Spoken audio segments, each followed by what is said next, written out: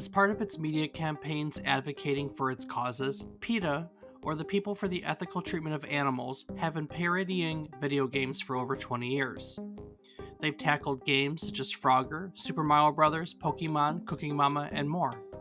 Today, we're going to take a look at a quick history of PETA and take a look at all the video games they've created since 2001. So stick around and join us as we fight against animal cruelty on yet another trip down memory card lane.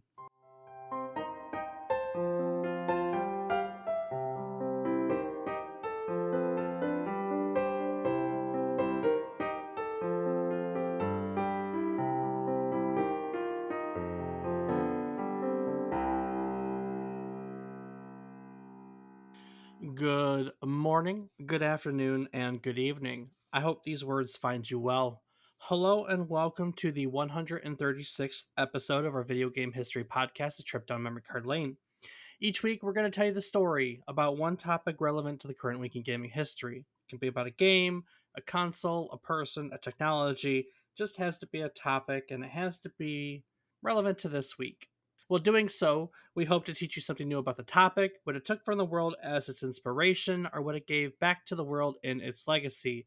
Today, we're all going to learn about all of the games that PETA, as in the People for the Ethical Treatment of Animals, have made throughout their history as part of their marketing campaigns. I'm David Casson, and as always, I'm joined by my co-host who is always advocating for animals. He's my brother, Rob Casson. Rob, when's the last time you broke into like an animal testing lab or some crazy crap like that? Well, I can't really discuss those. There's ongoing litigation, so it's maybe after the litigation is finalized, we'll be able to talk about that so one. so you got caught. You Tisk, know, we're tisk, not tisk, all we're not all tisk, super spies. tisk, Everyone makes some of us just make mistakes, no matter how damn good we believe we are. tisk, tisk. You can't be sloppy like that. Well, hey, now I know for next time. But do you? Did you learn your lesson? My lawyers advised me to say that was intended to be a joke. Okay. All right, I'll take it. Oh man, do you know anything about PETA? I thought that it stood for people eating tasty animals, so no. And that is a joke. Again, I know obviously that they're an animal rights activist group. They're against people eating any kind of animals. They sometimes use some pretty aggressive tactics. I know that they've been known to throw, I don't know that I'm pretty sure that it's just red paint over people who are wearing animal skin clothing, like jackets and scarves and things of that nature.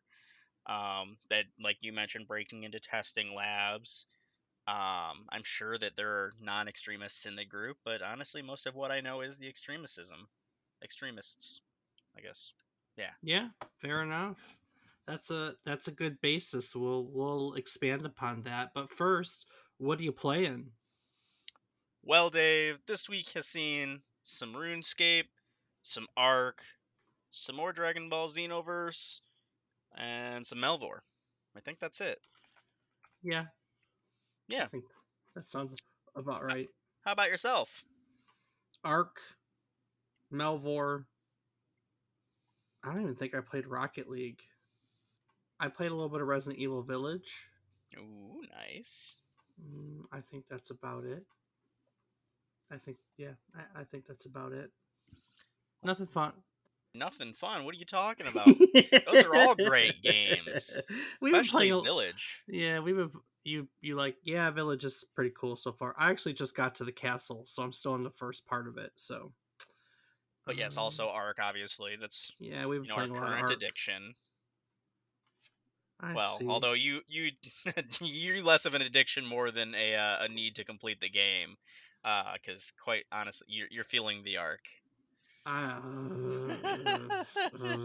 Yeah, the grind is getting to me.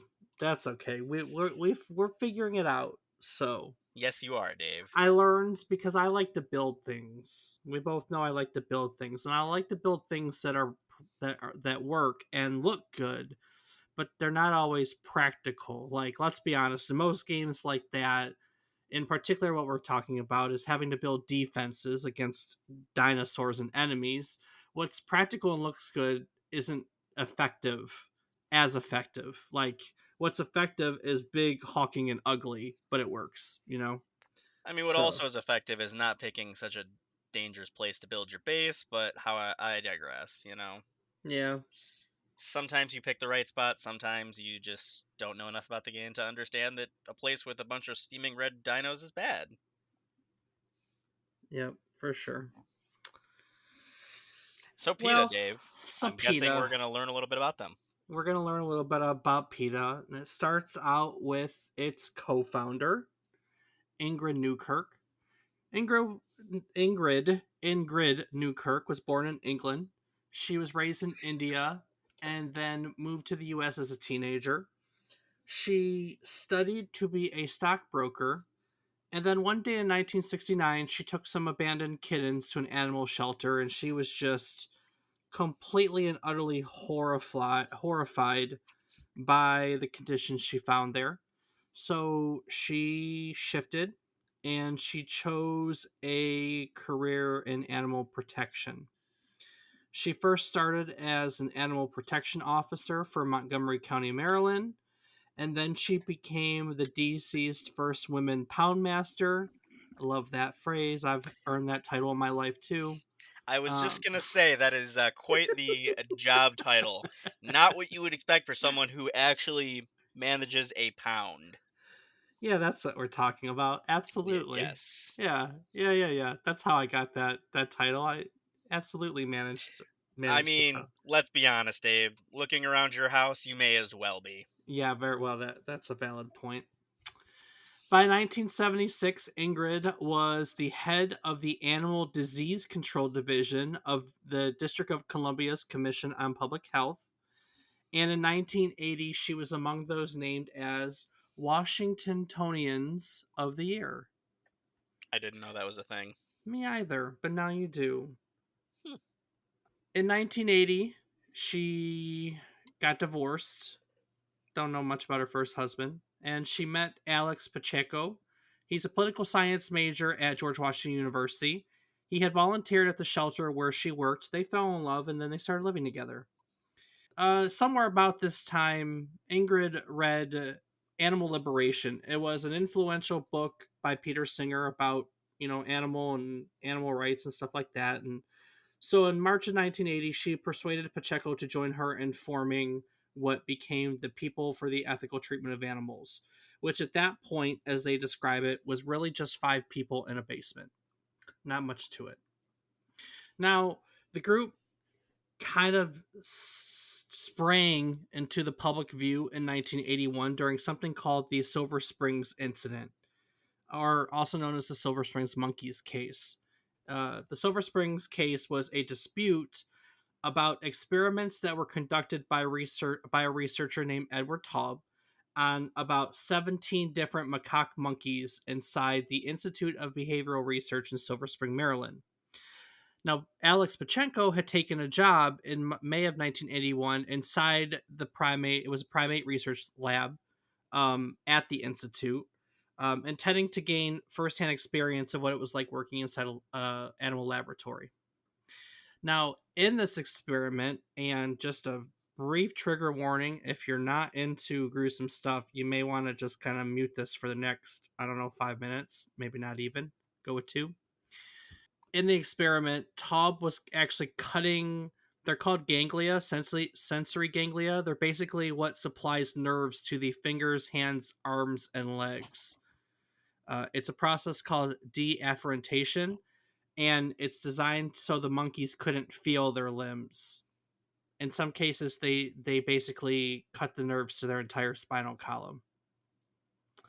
Then they used restraints, electric shock, and sometimes starvation to force the monkeys to use these parts of their body that they had no feeling on. So it wasn't the most pleasant um, animal testing in the world. You know what I mean? Yeah, that's pretty hard to hear about. Pachenko went to the lab at night. He took photographs that showed the monkeys living in what the institute called the basically in their lab. They were filthy conditions, and he passed said photographs on to the police, who then raided the lab and arrested Edward Taub. Taub was convicted of 6 counts of cruelty to animals, which was the first such conviction in the United States of an animal researcher. That conviction, though, was later overturned through appeal, and basically it set off a custody battle for what at that time were 10 monkeys that were still living between PETA and the lab, and so on and so forth. It was a pretty long and drawn out battle. It had celebrities and politicians campaigning for the monkeys' release. In 1985, they passed an amendment to the Animal Welfare Act in reaction to this. And basically, the Silver Springs incident is what turned PETA into just 5 people in a basement into a national movement. Also, the other well known animal group, the North American Animal Liberation Front, which are like cells. I want to say domestic terrorist cells, but that's kind of what they are. That formed from the Silver Springs incident. And also, this monkey custody battle was the first animal research case to reach the United States Supreme Court. So there were a lot of things that came from this Silver Springs incident. Now, Rob, Yeah, Dave. I want to talk about that because I agree with you. I when I'm not podcasting or working, I also help run an animal rescue. And so I'm an animal advocate, but I want to talk to you for a moment about what came out of this animal testing.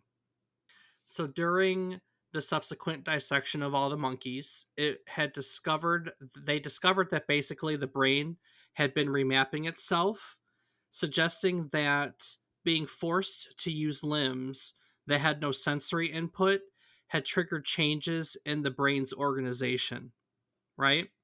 Right. And so this was evidence that the brain's plasticity, its ability to like rebounce, bounce back and change itself, it basically overturned a widely held long-term view that adult brains can't reorganize themselves in response to their environment. Um, After about 5 years of receiving death threats and being able to find a research position after all of this, Taub was finally offered a grant by the University of Alabama. And based on the Silver Springs research and what he continued to learn there, he actually developed a new form of therapy, which was based on this concept of neuroplasticity, that was designed for people that were disabled as a result of brain damage. Now, this is now known as constraint induced movement therapy, and it is has been determined to be absolutely revolutionary to help stroke survivors regain the use of limbs that were basically paralyzed for years before this therapy came about. So that's always the point, right? Like, would we have found that out? Is there a way to have found that out without the cruelty? You get what I'm saying? No, I mean, I can definitely understand how, although I don't want to call it necessary, how important the research that he did was. But again, how there was there a way to have done it with less cruelty than maiming these animals? Maybe not. Who knows? We'll never know because it's done. But I mean, you just you never know. True enough. Very true. You do never know. But I don't know. I don't have a good answer, but it's something that it's something that I thought about while I was researching this, right? Like what would it be? Like could we have found it any other way? And is it worth the sacrifice? I don't know. I don't have a good answer for you. So, I don't advocate for testing in animals in general, but I think about things like this, and I don't know. On the other hand, technology's come a long way, and there are probably different ways like MRI scans and stuff to get the same information nowadays, or CAT scans or whatever. CAT. We're talking about PETA.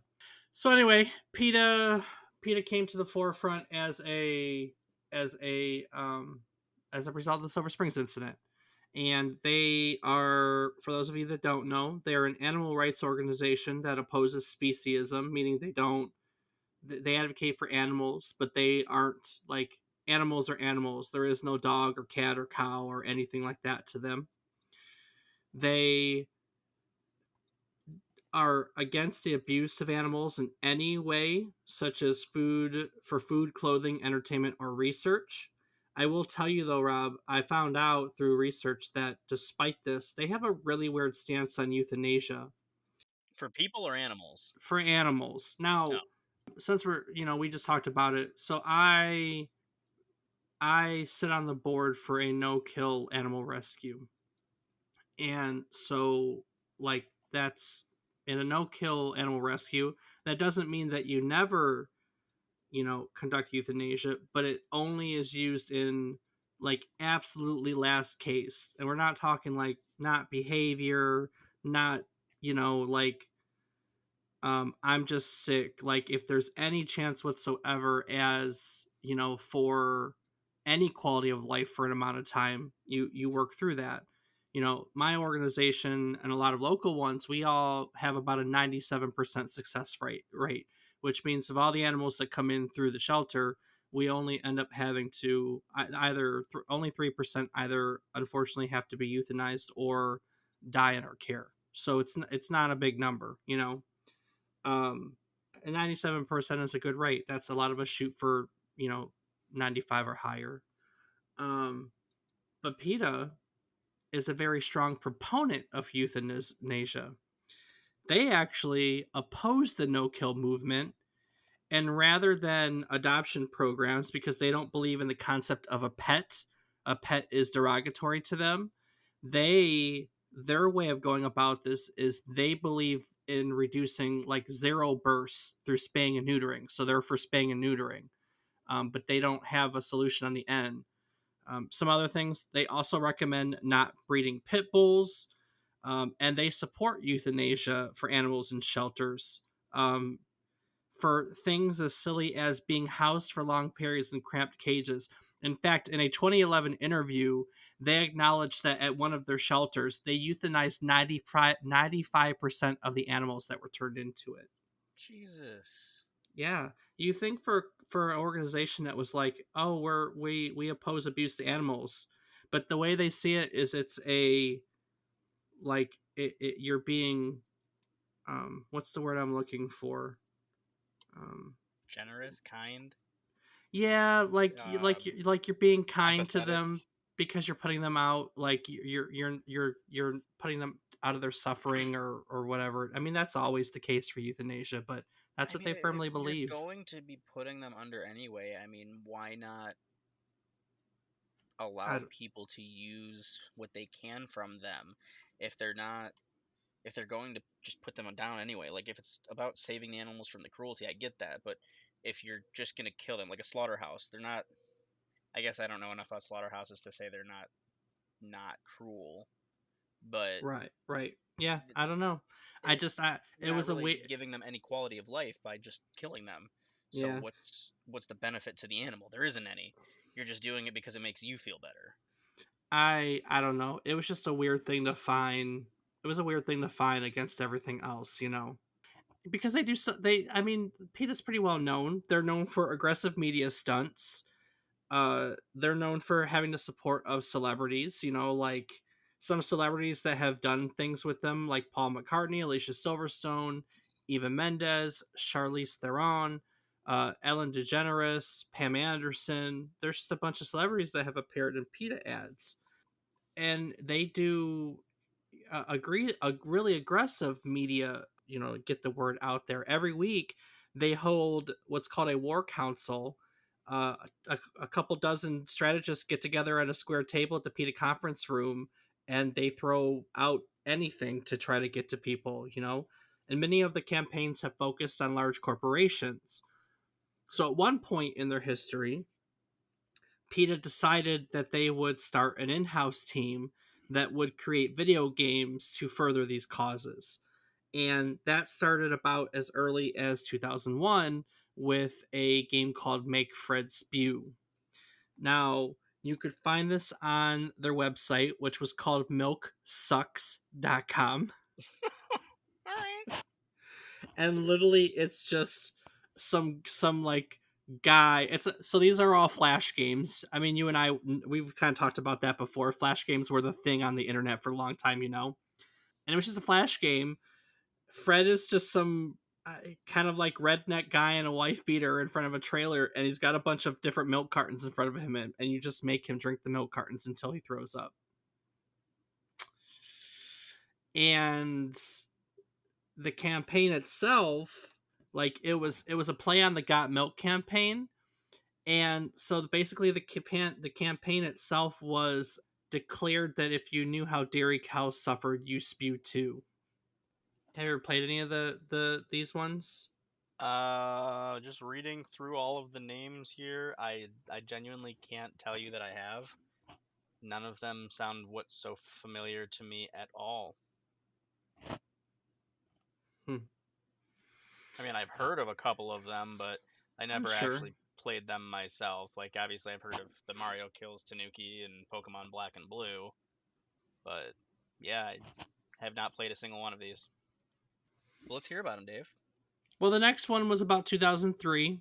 It was when the company decided that it was going to throw its weight against KFC, Kentucky Fried Chicken, and the campaign for that was called the Kentucky Fried Cruelty Campaign.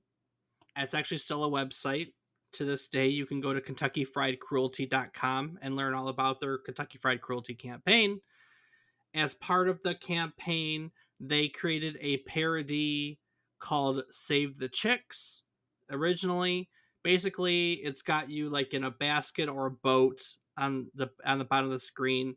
There's a bunch of hens hanging from rafters as they do in cruel animal places, and they drop eggs and you have to catch them as they fall. So you're saving their chicks. That's Save the Chicks. In 2004, they made a game called Lobster Liberation. It was a Frogger clone. You basically had to get, well, basically your lobster, and you had to get the lobster from land, which I assume coming from a restaurant or something, across a bunch of roads to be able to slide back into the ocean. Frogger, you can envision it in your mind. I mean, I guess it would have been too easy just to do another frog, like leaving not Japan, France, because they eat the frog legs, or a squid with Japan and calamari, or any type of fish really for sushi. I mean, there's a lot of animals I could have done that one with, but weird that they chose a lobster of all of that. I don't know. I mean, lobsters are. I don't even know what I'm trying to say. I don't. Lobsters are. I mean, that's just some people really don't. Some people don't Eat lobster. eat lobster, or some people don't like the concept of lobsters, which get boiled alive pretty much to eat in most cases. Now it's said that lobsters don't have any nerves, so they don't feel anything as they die, but not everyone believes that kind of stuff. So I mean, yeah, none of us have ever been a lobster to know. that's so true. So in 2004, they also made a game called Revenge of the PETA Tomatoes. It was a game in which you could throw tomatoes at people who popped up, like a Duck Hunt type game. It was like a parody of Duck Hunt. Little heads would pop up on the screen. You throw tomatoes at them. The instructions on the game, because the website is still up, say seeing red over the torment of animals killed for their skins. Blow off some steam and test your aim by tossing tomatoes at slow moving, dull witted fur wearers. It's fun and easy. See, I Eh? knew the red paint on people.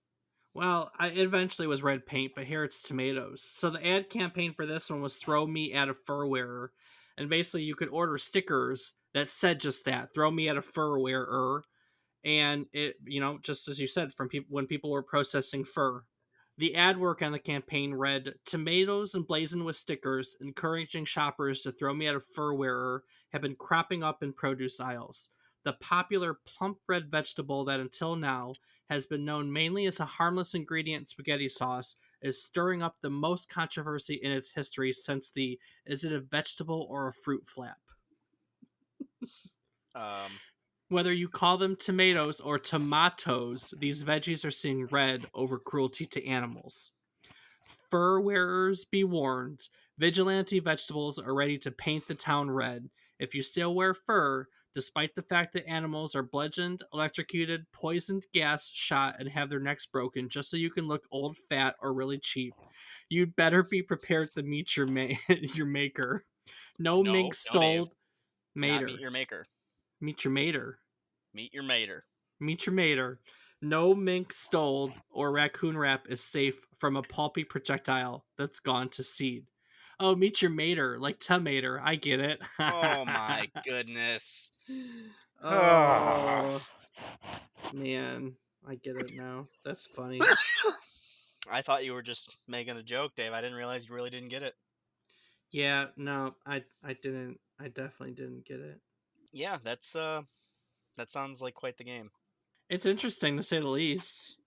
No, I mean, yeah, there's a lot of things that you could say, but you're right. Interesting is definitely one of them. I don't know why they chose tomatoes. Maybe just because that's what they used to throw on stages, and they're red and Well, and they're red gross. and yeah, gross and make a mess and so on and so forth. So And why not just squirt someone with ketchup? that's a good point. I don't know. Tomatoes make a bigger. I don't even know. I So don't think they would. yeah, I guess you could throw them faster. yeah. So these are all the old Flash games. Not very noticed. Not they didn't get a lot of notoriety, but that changed in 2007 when PETA released a parody of New Super Mario Brothers and Super Mario Galaxy, and they called it the Super Chick Sisters. You can control one of two female chicks. They were named either Nugget or Chickette, Hmm, and their goal was to rescue vegetarian actress Pam Anderson from Colonel what? Sanders of KFC fame. Is she actually a vegetarian actress? She is actually a vegetarian actress. She's a big Oh, spokesperson for PETA. I honestly have not Yeah, seen yeah, that. I know me either. So yeah. So you Saying it like you knew it was big news. Shut up. I mean, I knew she was a PETA person. I've seen most of the ads through the years. I'm not gonna pretend like I don't like their brand of politics in what we do, but that that's neither here nor there. Touche. Anyways, you got to rescue Pam Anderson from Colonel Sanders. That makes sense, right? I mean, yeah, I don't know why he kidnapped her, but and why chickens are the ones going after her and not something that isn't what is cooked there. It gets better. A couple years later, in 2009, they made the new Super Chick Sisters, which was obviously a sequel. And in this one, Ronald McDonald kidnaps Pam Anderson because he wants to use her as a Happy Meal ingredient. I ain't touching that one. So the Chick Sisters have to go to the rescue. I ain't touching that one. There's a lot of jokes that can be made there, and I ain't going there. Well, I mean, that begs to differ. Are we talking like for the meat or for the plastic for the Happy Meal? So you never know. Um, all I'm gonna say is that he was hungry for some Pam. That's good. That's very, very good. Yeah. So 2008, they make a game called Cooking Mama. Mama kills animals. Oh, at first I was all for it. It consisted of mini games related to the preparation of animal carcasses, like cutting chicken or stuffing a turkey. Throughout the game, there are facts about turkeys and the game will throw vegan Thanksgiving recipes at you. After you complete all said mini games, you get through the variety of mini games. Mama actually goes vegan and hugs a live turkey in the ending, while the player prepares a tofurkey for everyone. In case you don't know, that's a tofu turkey. I thought it was a turducken. Oh, is it turducken? That's tofu, turkey, and duck. Or wait, no, wait, that's turkey, duck, and never mind. I'm crazy. Chicken. That's the actual one I'm thinking of. Anywho, Anywho, anywho, so in the game, PETA encourages players to write to Cooking Mama developer Majesco Entertainment and ask them to create a Cooking Mama vegetarian edition. And Majesco actually responded. Majesco responded stating that the Mama character, while not a vegetarian herself, supports treating animals humanely and quote would never put rat in her ratatouille. Nice. Wow. Oh my goodness. So yeah, so that was a fun thing. Never put. Just remember that if Mama never does it, you never do it either. Never put rat in your ratatouille. I mean, hey, that's probably the best advice you hear as a cook. Very true. Because, I mean, there's a Disney movie that would make you think otherwise.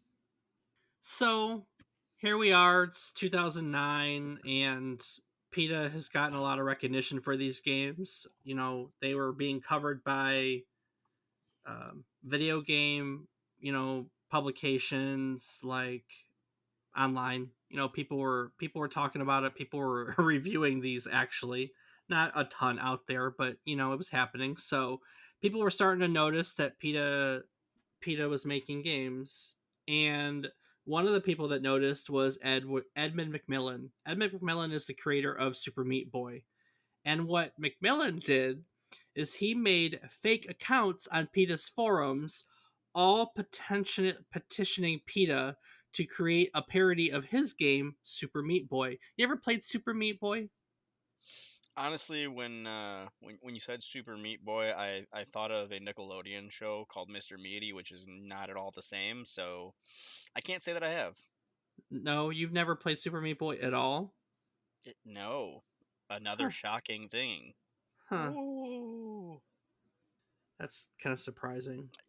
Dave, you should not be surprised I'm anymore. actually not surprised at all. Not surprised at all. So yeah. So Edmund McMillan petitions PETA to make a parody of the game, not directly with fake accounts, and they did. In 2010, they created a clone of the game called Super Tofu Boy, and in Super Meat Boy, you're a cube of meat. It sounds gross, but it's like meant to signify like lack of confidence or having no skin or something like that. And in the original game, you have to rescue your girlfriend, who's Bandage Girl, from I can't remember the boss. I've played it, but it's been a long time. In Tofu Boy, you have to rescue Bandage Girl from Super Meat Boy. But it's a platformer, plays a lot like the original game, and it very much has a pro-vegetarian message, and it spits out facts throughout the game about meat consumption and the livestock industry. Um, so yeah, so Edwin McMillan got his wish. In turn, he actually added Super Tofu Boy back to Super Meat Boy as a playable character. Uh, Wow. if I remember correctly, this cracks me up. You have to go into like a console and type the words PETA, PETA file, PETA file, and it unlocks. It unlocks Super Tofu Boy. That's just wrong. Yeah, I know. That's God damn it. He, there's more than one Super Meat Boy, and he's in both of them. And get this one cracked me up too. So, as a playable character, Tofu Boy is very slow, and he's a horrible jumper, which are awful traits to have for Super Meat Boy because it's a very tight, like complicated platformer, right? Right. So slow and horrible jump is awful. However, no matter how long it took you to complete a level, if you finished it with Tofu, you always got an A+ at the level. Nice. I think that's kind of a fun That's little hey, what you you call it. tortured yourself. Good Yeah, job.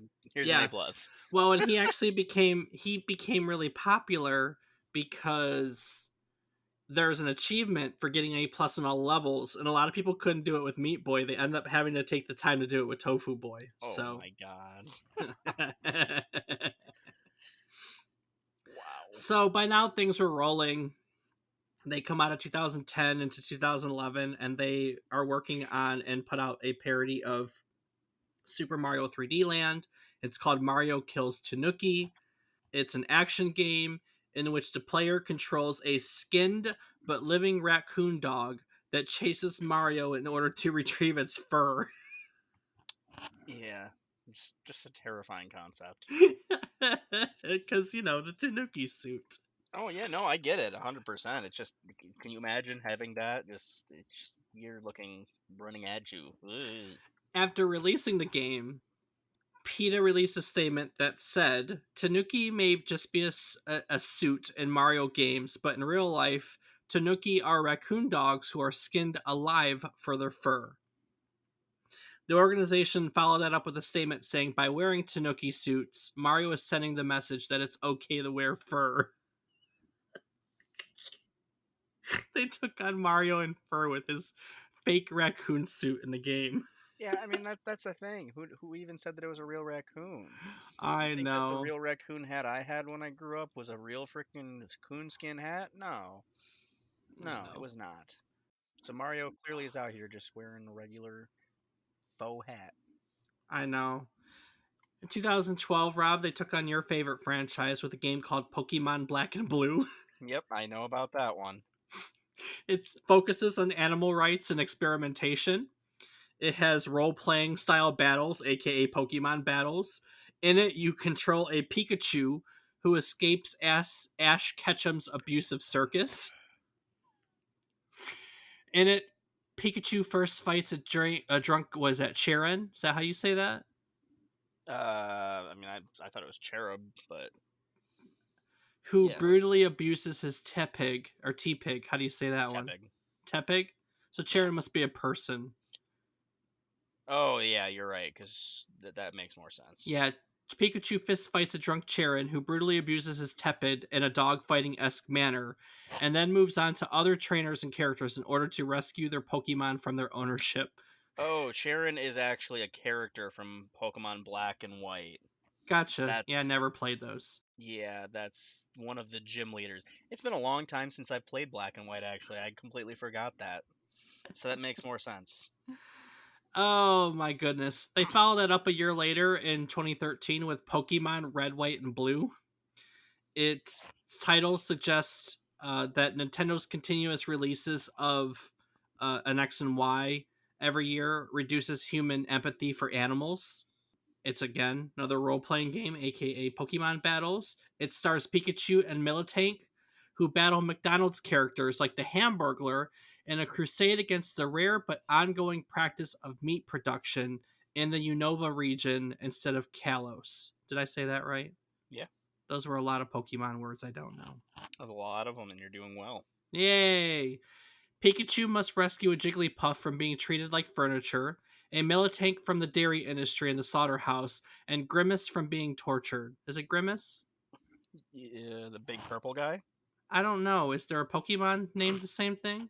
Not that I'm aware of, but Okay, well then I who assume it's the knows? big purple thing, then it's Grimace. So, at the beginning of the game, Pikachu is nearly eaten by an obese gamer, but lives. Nice. My goodness. Oh, Pokemon Red, White, and Blue. Oh my goodness. That is fucking hilarious. Ugh. So in 2013, they followed that up with Cage Fight, Knockout Animal Abuse. It's a beat 'em up game in the style of River City Ransom.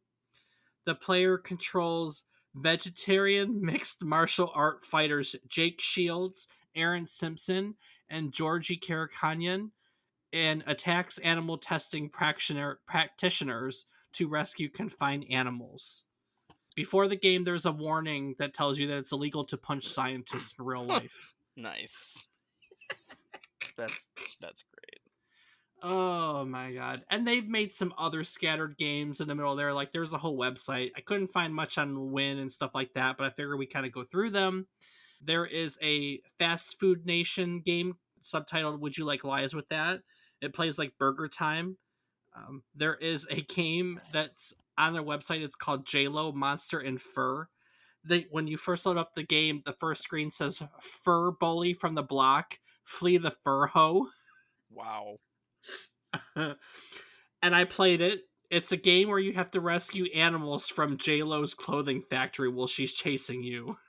Nice. That's quite the story there.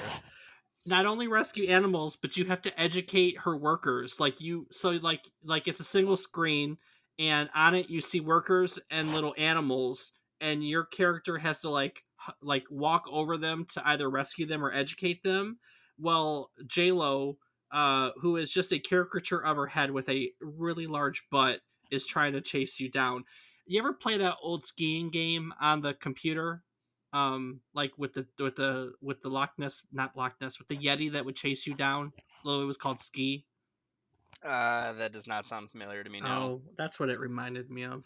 But if you don't know, yeah, you just don't know. So there's another one called Meat is Murder, the game. It was like a scrolling game, clearly designed for phones, where like animals were floating up and down the screen towards saws at each edge, and you had to flick them away so they didn't get cut up from the saw. It was an arcade. Kind of reminds me of like Flappy Bird or those games like that, where like you just it's a constant scrolling until you lose, to get to a high Right. score. There was a game called Monkey Fright, which basically, when you click on Monkey Fright, it says help shut down NIH's terror laboratory. And underneath the game, it says the National Institute of Health experimenter Elizabeth Murray has spent the last 30 years cutting open monkey skulls, suctioning out or burning portions of their brains to cause permanent damage, and locking them in cages where she shows them large rubber stakes and spiders terrifying them. These horrific experiments haven't advanced human health at all, of course. They've only tormented and killed animals and wasted precious medical resources. And it's basically like a side scroller where like you have to like avoid like biohazard barrels and like creepy doctors that are like you have to jump over them. It just trying to escape the lab. Wow. That's something. Oh, there was one called Whole Lot of Lies, which is Whole Foods takes on the font. It looks like the Whole Foods symbol. It says debunk the human meat myth. In this gripping new video game, it reads, escape is impossible. Your only objective is to survive as long as you can, because in Whole Lot of Lies, you play as a pig on a humane farm, and like all pigs raised for their flesh, your fate was sealed the day you were born. And that's literally what you do. You play out the life of a pig. It's like a little role playing game. Like you start out as a pig in a pen, and you go talk to other pigs, and then that pig gets sick, and then the farmer comes in to slaughter him, and then you start talking to other pigs, and like you'll see time progress, and you'll get bigger and bigger, and then one day a pig will tell you like it's your time, and the farmer comes to catch you, and it like cuts to like a real picture of a pig, and it's like millions of pigs experience this every day for your meat or some stuff like that. Wow. Yeah, it was pretty crazy. And then finally, we got one more. They actually made a game for the Switch. Oh. Um, it's called Kitten Squad. Uh, okay. It's a free to play game. It's advertised as a classic action adventure arcade game combined with some serious animal liberation. It's a 4-player co op. You could play as an elite kitten with up to 3 other people, and you fight evil robots to liberate orcas from marine park prisons, to liberate sheep from mechanic sheep punchers, cows from terrifying dairy farms, and elephants from the menacing circus. Hmm. And in it, it says the game's missions are inspired by PETA's real world exposes that have revealed animal abuse, including baby elephants being held captive by the Ringling Brothers circus, calves being torn away from their mothers on a dairy farm, and sheep being beaten on wool farms, as documented at sharing facilities in Australia, the US, and Argentina. So, yeah, Kitten Squad. If you ever want to have a really great time with your family, 4 people co op, rescue those robots, rescue those orcas from the evil robots and cows from the dairy farm. That sounds interesting. I honestly had no idea there was something for a console as new as the Switch. But it's kind of interesting. It's. They they developed this whole in-house team that basically makes video games to get their word out there. We we did a whole episode, I think, at the end of last year about what's the genre where corporations make video games? Corporate edu no. Do you remember what it was called? It's a whole genre, and I can't remember what it's called. You're gonna have to really help me out here. You I act like remember I have a memory. I remember Tapper was the game that we did it on. Remember Tapper? And they had the Yeah, really cool art Advert Gaming, Advert Games. advert games. It might be advert games because I talked about like my Captain Crunch Doom clone Yeah, and and then there was the Captain Crunch one that I played, or McKids. yeah, McKids was a lot of Was it? fun. I think it was Advert Games, but I'm not 100% certain. It's really funny. I said the end of last year, but it was actually the end of 2021. Yeah, last year. Last year, the end of 2021, 2 years ago. Advert games, you have it right. So we did Tapper, we did McKids, Chex Quest, Yo Noid, Sneak King. We talked about a whole bunch of stuff. It was actually episode 68 if you guys want to check it out. But I was thinking about it, like we never talked about PETA games, and here PETA was been doing the same thing for years, you know? Absolutely doing the same thing for years, which is kind of interesting. I've never stumbled across any of these, to be honest with you. This was all new for me to like. I figured I'd find one, and then I kept looking, and there was another, and there was another, and there was another, and I found that there was a whole goddamn genre. PETA's been making video games for, when did I say the first one was? 2004, 20 years now almost. 2001, over 20 years. They've been Hey, it making just shows games. that they're committed to their cause. Very true. Well, and you know, it's a good outlet. People play video games. It's smart. I don't know how much people play their video games, but it's still smart to get to people. You know what I mean? No, absolutely. So anyway, if you guys want to check out about advert games or you know that genre along with some other games, you can find old episodes on our website at www.memorycardlane.com. Rob, what else can people find on our website? Well, Dave, a calendar of our previous, present, and future episodes can be found there. You know, a picture of Dave and I and a little blurb about Dave. You can find links to things like our Discord and our social media. Dave, did it, Dave? I can be found on various platforms as David is wrong. Indeed, it is, Dave. And And did although you I'm not did entirely finished with you... everything, I am ready to say that coming soon to Twitch and Twitter will be Rob underscore O underscore Raptor. Roboraptor. Robo Raptor. Roboraptor. All right, Roboraptor. Each week, we try to tell I try to tell you and our listeners a story about one topic relevant to the current week in gaming history. Game, console, technology, just something that has to do with this week.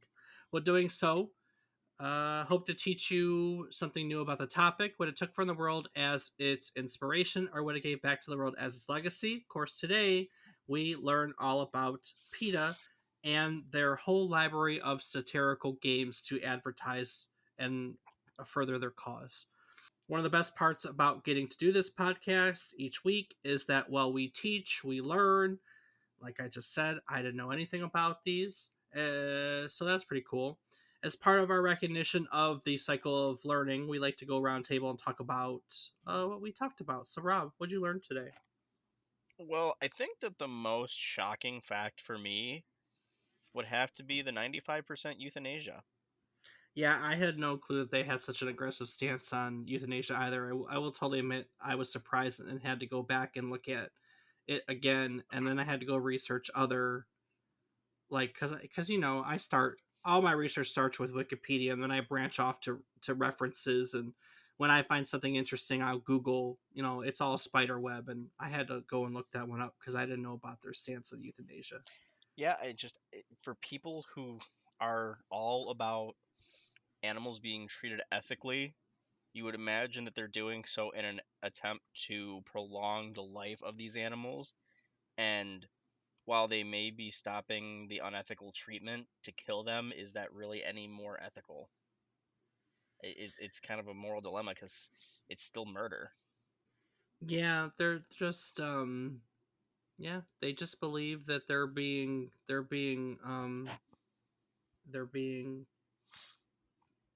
I don't know. I don't remember the word. I couldn't find the word that I can't find the word now, but they just think that it's better to have animals not suffer, that they're being I can't find the word. I'm done trying to find the word. So, yeah. Yeah, I have to say that was pretty shocking for me. I didn't know anything about PETA. I've never really bothered to look into them. So, this whole episode was news to me, but I would say that that stance on euthanasia was the most shocking for me too.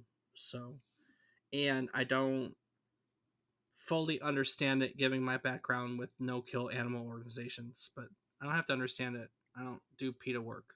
Don't plan on doing PETA work. So, yeah. And that'll do it, Rob. That's PETA. We learned all about PETA. Yay, PETA. Yay, PETA. Yay, PETA. Well, I don't think I'm gonna get on their bad list by beating a dead horse, so let's take it out of here. Before I do take it to next week though, what would you like to add anything to today's episode? Well, Dave, as always, I do want to take one quick moment to say thank you to everyone for listening. It means the world to us, whether or not we tell you week in and week out, and I know damn straight that we do. So thank you. Awesome. Awesome. Well, with that being said, let's look into next week where we're going to be taking a look back at Magic the Gathering, which is a collectible card game released in 1993. And as part of that discussion, we're going to be talking about all the video games that it has inspired since. As part of its story, we'll learn all about the creation of Magic. And I know I play it. Rob, you play Magic? Oh, Dave, you should know I play. We I played it know you play together. Magic. Okay, for topic of conversation, do you play? I'm just kidding. So we'll also talk about our own experiences with the collectible card game and with the video games itself. I'm going to be honest with you; it's the anniversary of the very first Magic the Gathering video game, which I played and I loved, and I had very vivid memories of. So I am looking forward to it. So stick around and join us next week as we duel the Planeswalkers. Wow, that's weird to say, but that's the way you say it on yet another trip down memory card lane. To the thing. Doo doo doo doo dap dap bap bap moo doo moo doo.